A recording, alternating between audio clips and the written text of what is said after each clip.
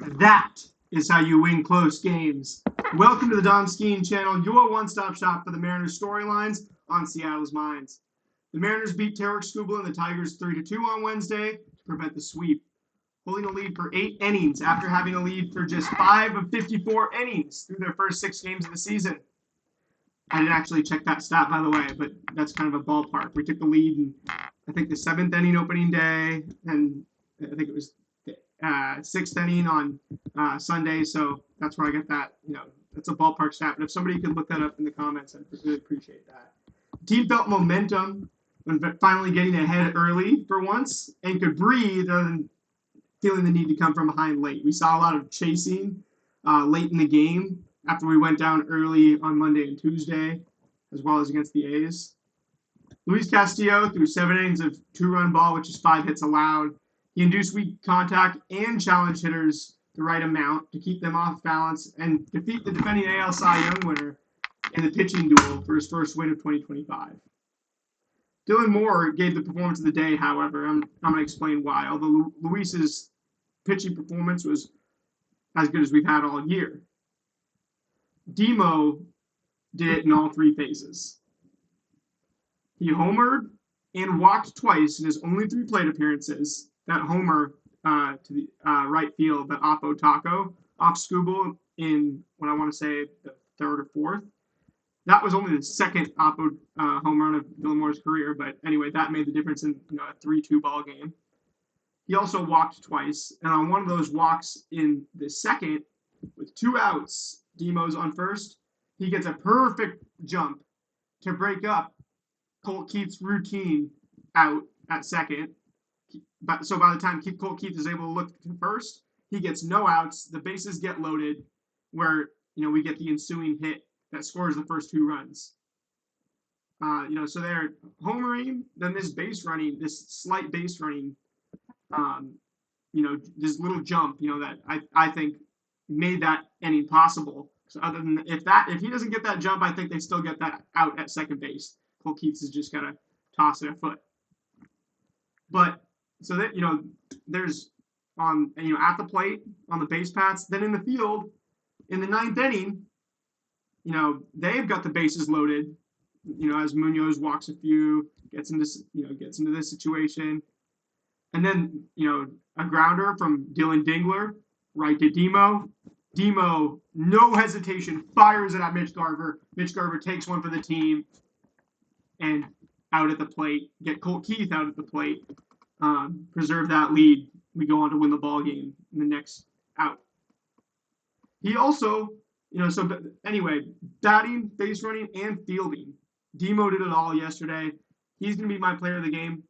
I also want to discuss that he looks like the most natural third baseman on the roster.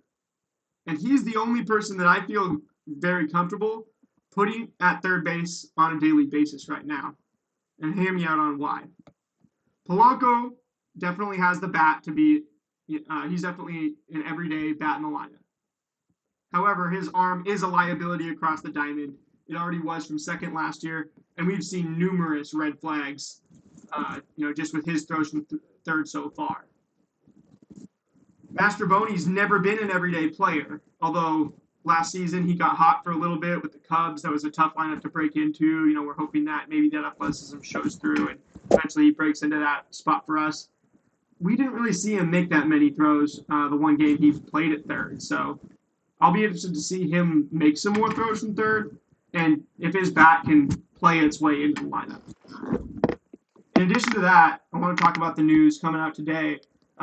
So Polanco went on paternity on Tuesday. He's going to be back tomorrow. We had Leo Rivas up. He didn't end up getting in the game.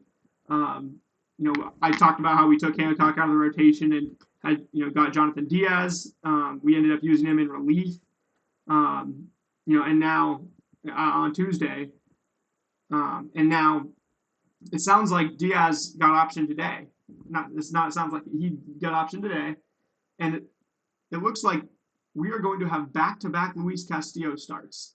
That's right. Luis F. Castillo is going to start next Wednesday in that Emerson Hancock 5 turn in the rotation for the Mariners. So Luis Castillo that we know is going to pitch on Tuesday against the Astros, followed by Luis F. Castillo, a guy who we picked up from the Tigers this offseason, who I actually want to talk about, what he brings to the table, because this is our kind of first guy that we really have no idea about. He's 6'3", 212, as listed on Baseball Savant, 30-year-old, and let's just say that Baseball Reference absolutely hates all of his stats. Actually, so he's got an excellent xERA. This is 2022 MLB percentile rankings for him. So he's only played in the majors in 2022. He was 27 back then. Threw 60 pitches. How many games did he play in? Because this is kind of weird, right? Played in 3 games. 2.2 innings pitched. He got 4 strikeouts. So I can't read too much into this guy. What can we read into? Is there any minor stuff on here that we can read into? Okay, so Luis F. Castillo is going to come in. He's a 4-seam slider change guy, 3-pitch pitcher. We'll talk about him more on Tuesday as we lead into Wednesday's game. Anyway, I'm going to see you guys tomorrow. Do a fresh pregame tomorrow once the lineup comes out. But that'll be it for the recap of the homestand. 3-4 going on to the road trip. Every game counts. We've missed the playoffs by 1 game or less each of the past 2 years. So take it into this series in the weekend. You got a few tough pitchers in Verlander, Ray, and Hicks. So control the zone. We did an excellent job of that, I think, the last 2 days of the series. The last day of the series. And as well the first day of the series on Monday night. So hoping that we control the zone more. These are some pitchers that can go either way. All 3 of these guys can have excellent starts and get absolutely bombed. So it's going to be interesting. I'll see you guys back here tomorrow for the pregame, and peace out.